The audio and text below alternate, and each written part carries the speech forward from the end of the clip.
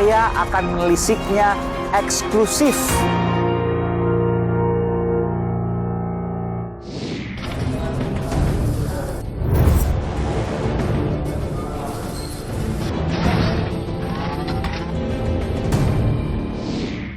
Saudara, saya ingin buka-bukaan saudara terkait dengan kasus Pinangki yang disinyalir, diduga tidak hanya melibatkan Pinangki, tapi ada klaster-klaster yang lain. Saya sebut saja, ada klaster politisi dan tentu klaster hukum yang dugaannya terjadi di Kejaksaan Agung.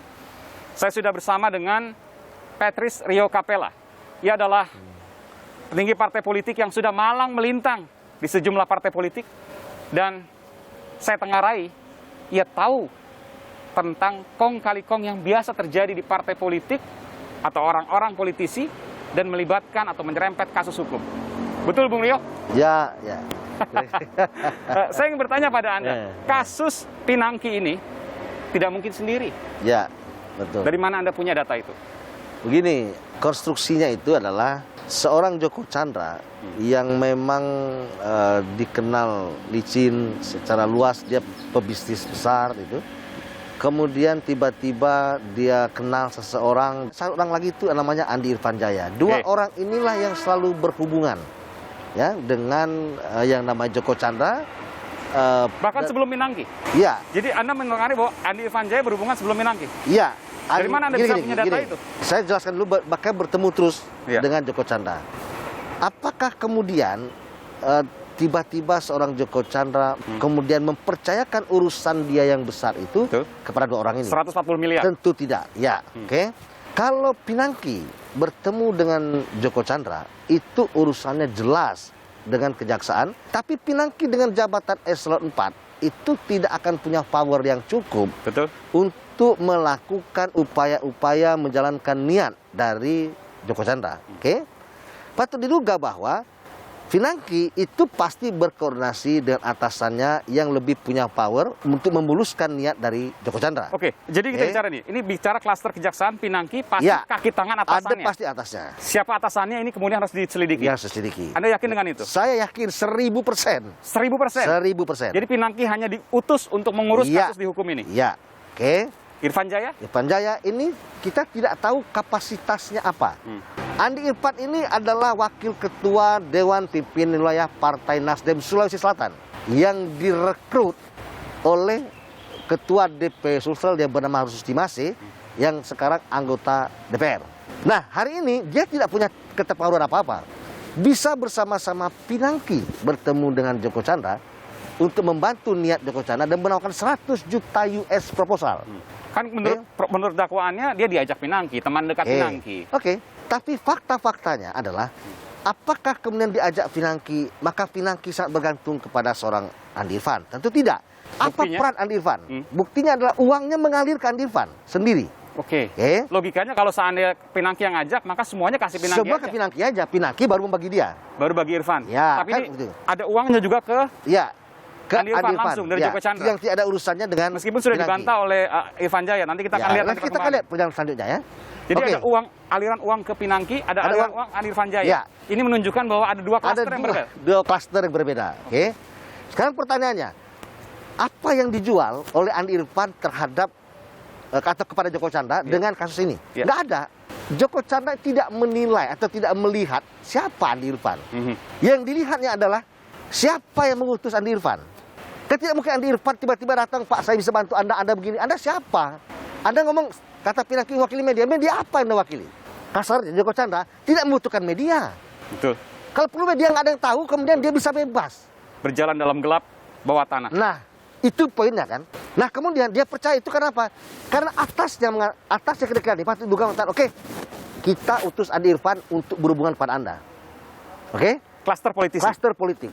Klaster politik inilah menurut saya otak dari semuanya, bukan kejaksaan, bukan kepolisian. Klaster politik inilah yang mendapatkan order ini, kemudian menghubungi pihak kejaksaan agar skenario ini bisa berjalan mulus. Lalu pihak kejaksaan atasannya Pinangki menunjuk Pinangki? Ya, untuk sama-sama berjalanlah dua orang. Dan kemudian koordinasi terus ke atas, Andi Irfan juga koordinasi ke atas. Jadi awalnya justru dimulai dari klaster politik? Klaster politik. Ya. Nah sekarang kita lihat, kenapa Andi Irfan jadi tersangka? Andi Irfan itu swasta, tidak mungkin terkena pasal suap menyuap atau gratifikasi. Pertanyaannya, uangnya itu dikasih ke siapa? Kalau suap menyuap pasti dia memberikan ke penyelenggara negara, itu satu. Atau dia menerima sebagai perantara penyelenggara negara, maka dia kena pasal 55 ikut serta. Iya, saya harus tanyakan begini. Ini kan semua yang Anda sebutkan kan luar biasa. Ini atasannya Pinangki, petinggi kejaksaan, dugaan yang kita bicara ya. Lalu kemudian politisi, atasan Irfan Jaya. Tentu kita tidak bicara partai politik, tapi bahwa ini adalah klaster politisi, di mana ada politisi di sana. Pertanyaan saya ini kan udah luar biasa. Kok nggak jadi action plan-nya, nggak jadi proposal 140 miliar, batal semuanya. Begini, action plan itu sesuatu yang kelihatannya masuk akal, oke? Tapi terlalu panjang. Sehingga si Joko Chandra mengatakan kalau ini iya bisa terlaksana. Oke, kita setuju dulu 10 juta US. Dari 100 juta US. 10 juta US itu pun dikasih 10 miliar dulu untuk membeli power plant di Kaltim. Ya. Oke. Sehingga pada bulan Desember terjadi keraguan pihak Joko Chandra dengan pihak yang akan ngurusi Klaster politik ini. klaster politik. Ini kuncinya klaster politik ini. Jadi jaminan apa ketika saya melakukan ini? Iya. Artinya ketika kami menjalankan, apa jaminannya? Dari Joko Chandra. Ya, bukan kejaksaan ya. Sekali lagi saya katakan, Ya. klaster politik otaknya. Ya. Kemudian mereka minta security deposit senilai 150 miliar atau 10 juta US kali 15.000, itu beberapa aset dari Joko Chandra.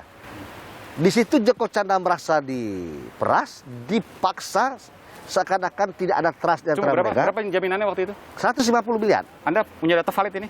valid. Dan 150 miliar itu kemudian digadaikan hotel-hotel milik Joko Chandra. Ya, Sebut aset saja Hotel Joko. Mulia, Gedung Ya, Mulia dan sebagainya. ya, itu Dan Joko bisa Chandra keberatan dijual. di situ. Di situ dia keberatan. Oke, ini belum pernah kemudian disampaikan di media manapun. Ya, belum disampaikan. Ini kalau action plan ini terjadi. Ya. Ya, atau kalau diselesaikan, jaminan Anda bayar apa? Oke, karena ada keraguan. Kemudian Joko Chandra stop menghubungi. Dan Joko Chandra masuk sendirian dan merubah bagaimana caranya. Akhirnya ada action plan berikutnya PK dan sebagainya. Dengan Anita Polwan. Ya, PK kedua. Itu kemudian gagal. Dari kegagalan itu, maka kelompok yang ada di klaster ini membocorkan kepada media-media tertentu, Ya. mengatakan bahwa Joko Chandra ada di Indonesia keluar masuk. Disitulah perpecahan, permufakatan tadi Ya. itu menjadi melebar kemana-mana. Jadi menurut Oke. Anda bahwa Andi Irfan Jaya tidak hanya sendiri, di atasnya pasti ada lagi? Pasti, saya bisa 1000%. Salah sekali lagi kalau konsentrasi penegak hukum itu ada pada Pinangki. Pinangki memang ada, atasannya Pinangki juga ada. Tapi Ada. Andi Irfan Jaya juga ada. Si- Dan ya- justru itulah yang yang kemudian menjadi otak Ya, utama. yang dicari itu dadernya. Otak pertamanya yang kemudian merusak kejaksaan, merusak kepolisian, otak ini. Ya, inilah yang merangkai semuanya. Tunggu Dan sebentar. Bung Rio, hal-hal seperti ini biasa terjadi politisi? gini, Sekali lagi, Ya. ini tidak terkait partai. Partai belum Ya. tentu tahu. ya, Tapi ini adalah oknum-oknum di politisi itu. tidak semua politisi seperti itu. Dan tidak semua politisi punya kemampuan dan niat seperti itu. Hanya politisi yang mampu dan mau menjual pengaruhnya. Dan kemudian memanfaatkan hubungan baik antara komisi yang mereka tempati dengan pejabat yang menjadi mitra mereka. Di situ ada biasanya negosiasi untuk menaikkan, menurunkan anggaran, mengganggu mereka. Ini politisi brengsek saya bilang ya. Dan mereka punya jaringan yang kuat, Punya jaringan termasuk kuat. di penegak hukum. Iya, itu kadang-kadang menjadi ewu, menjadi tidak enak. Oke Pak, saya bisa bantu. Oke, Ya. mudah-mudahan begitu-begitu caranya. Kemungkinan Ya. ke depan, mungkinkah klaster politisi ini akan terbongkar? Termasuk juga atasan Pinangki. Gini, ini kasus besar, ya. Kasus besar. Kasus besar yang dikecilkan klasternya pada Pinangki, pada Andi Irfan Jaya. Oke. Dia menjadi kecil karena dibonsai kasus ini. Untuk membongkar ke atas, ini perlu sebuah kebijakan atau dukungan politik yang kuat kepada KPK, kepada kejaksaan untuk berani membongkar ini. Dan Presiden sudah mengatakan bahwa KPK silahkan melakukan supervisi terhadap kejaksaan dan kepolisian. Tapi klaster politik itu yang belum tersentuh, berhenti pada Andi Irfan. Nggak fair kalau gitu menurut saya. Ya, Kejaksaan sudah mengorbankan dirinya, kepolisian sudah korban, dan di kancah politik hanya batas Andi Irfan.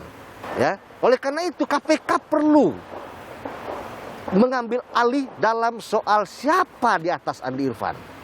Andi Irfan ini wakili siapa?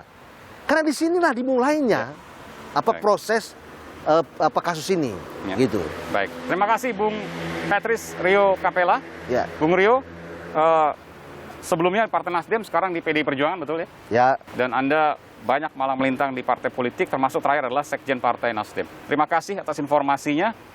Terima kasih, Bung Aiman.